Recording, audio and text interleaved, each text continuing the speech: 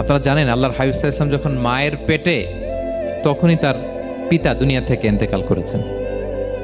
মায়ের পেটে তার বয়স হচ্ছে 6 মাস, দুনিয়াতে আসেননি আল্লাহর হাবিব সাল্লাল্লাহু আলাইহি ওয়াসাল্লাম রাহমাতাল লিল আলামিন। মায়ের পেটে থাকা অবস্থায় বাবা হারিয়েছেন, দুনিয়াতে আসলেন 6 বছর বয়সে তিনি মাকে হারিয়েছেন। কয় বছর বয়সে? 6 বছর। তারপর মায়ের ইন্তেকালের পরে দাদার কাছে, আব্দুল মুত্তালিবের কাছে লালিত পালিত হতে লাগলেন। 8 বছর বয়সে দাদাও ইন্তেকাল করলেন। বাবা চলে গেলেন জন্মের আগে, মা চলে গেলেন 6 বছর মানে শিশু থাকতে। 8 বছর বয়সে তো শিশু, দাদাও চলে গেলেন।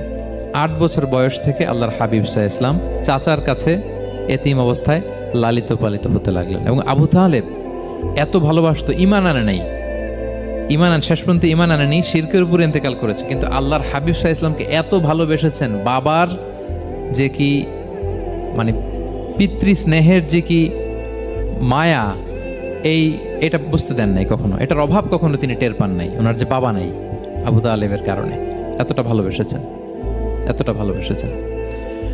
তার মানে কখনোই রাসূল সাল্লাল্লাহু আলাইহি ওয়াসাল্লামকে লালন পালন, রক্ষণাবেক্ষণ, টেক কেয়ারের কোনো গ্যাপ আল্লাহ তাআলা রাখেননি।